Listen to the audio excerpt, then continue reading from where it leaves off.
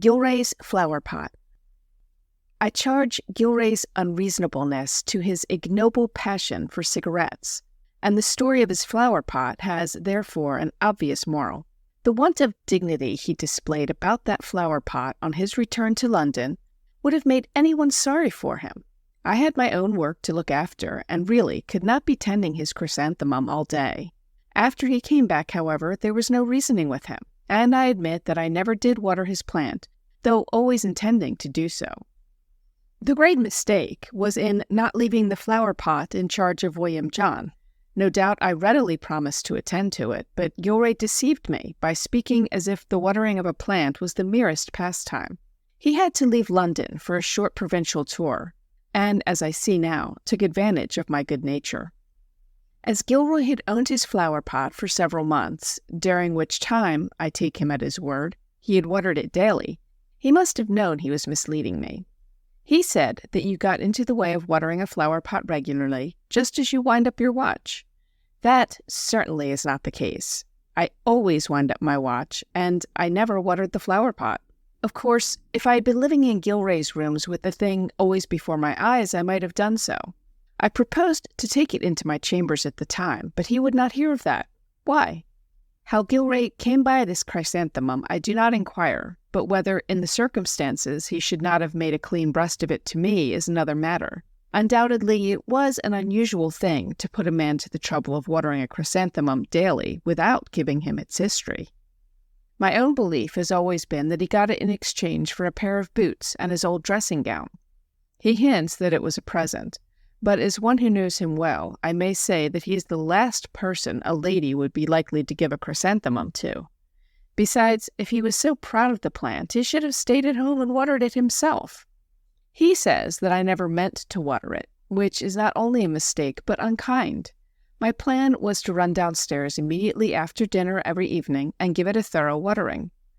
One thing or another, however, came in the way. I often remembered about the chrysanthemum when I was in the office, but even Gilray could hardly have expected me to ask leave of absence merely to run home and water his plant. You must draw the line somewhere, even in a government office. When I reached home, I was tired, inclined to take things easily, and not at all in a proper condition for watering flower pots. Then Arcadians would drop in. I put it to any sensible man or woman, could I have been expected to give up my friends for the sake of a chrysanthemum?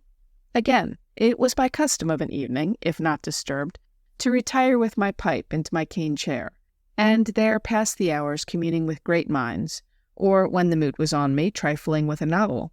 Often when I was in the middle of a chapter, Gilray's flower pot stood up before my eyes crying for water. He does not believe this, but it is the solemn truth. At those moments it was touch and go whether I watered his chrysanthemum or not. Where I lost myself was in not hurrying to his rooms at once with a tumbler. I said to myself that I would go when I had finished my pipe, but by that time the flower pot has escaped my memory. This may have been weakness. All I know is that I should have saved myself much annoyance if I had risen and watered the chrysanthemum there and then. But would it not have been rather hard on me to have had to forsake my books for the sake of Gilray's flowers and flower pots and plants and things? What right has a man to go and make a garden of his chambers? All the 3 weeks he was away, Gilray kept pestering me with letters about his chrysanthemum. He seemed to have no faith in me, a detestable thing in a man who calls himself your friend. I had promised to water his flower pot, and between friends a promise is surely sufficient. It is not so, however, when Gilray is one of them. I soon hated the sight of my name in his handwriting. It was not as if he said outright that he wrote entirely to know whether I was watering his plant. His references to it were introduced with all the appearance of afterthoughts. Often they took the form of postscripts. By the way, are you watering my chrysanthemum? Or, the chrysanthemum ought to be a beauty by this time. Or, you must be quite an adept now at watering plants. Gilray declares now that in answer to one of these ingenious epistles, I wrote to him saying I had just been watering his chrysanthemum. My belief is that I did no such thing, or if I did, I meant to water it as soon as I'd finished my letter. He has never been able to bring this home to me, he says, because he burned my correspondence. As if a businessman would destroy such a letter. It was yet more annoying when Gilray took to postcards. To hear the postman's knock and then discover, when you are expecting an important communication, that it is only a postcard about a flower pot, that is really too bad.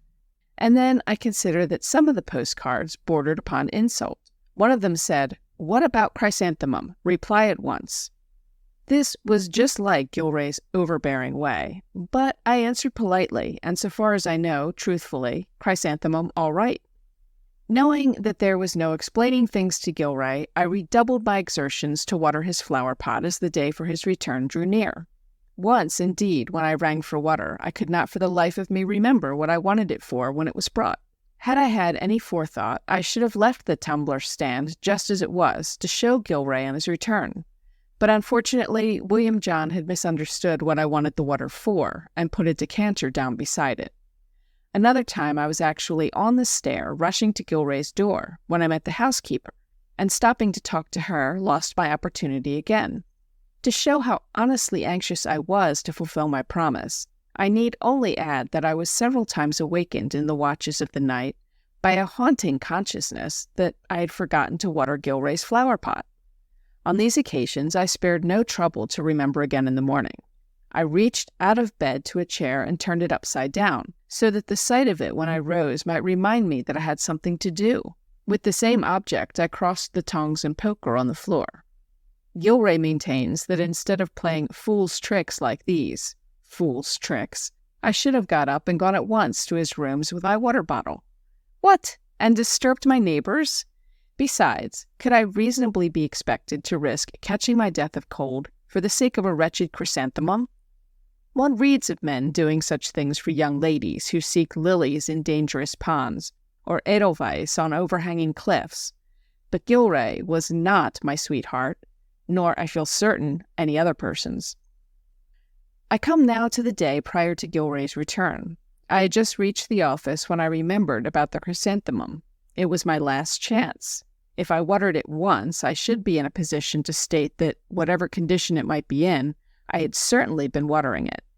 I jumped into a hansom, told the cabby to drive to the inn, and 20 minutes afterwards had one hand on Gilray's door, while the other held the largest water can in the house. Opening the door, I rushed in. The can nearly fell from my hand. There was no flower pot. I rang the bell. "Mr. Gilray's chrysanthemum," I cried. What do you think William John said? He coolly told me that the plant was dead and had been flung out days ago. I went to the theater that night to keep myself from thinking. All next day I contrived to remain out of Gilray's sight. When we met, he was stiff and polite. He did not say a word about the chrysanthemum for a week, and then it all came out with a rush. I let him talk. With servants flinging out the flower pots faster than I could water them, what more could I have done? A coolness between us was inevitable. This I regretted, but my mind was made up on one point. I would never do Gilray a favor again. End of Gilray's Flower Pot.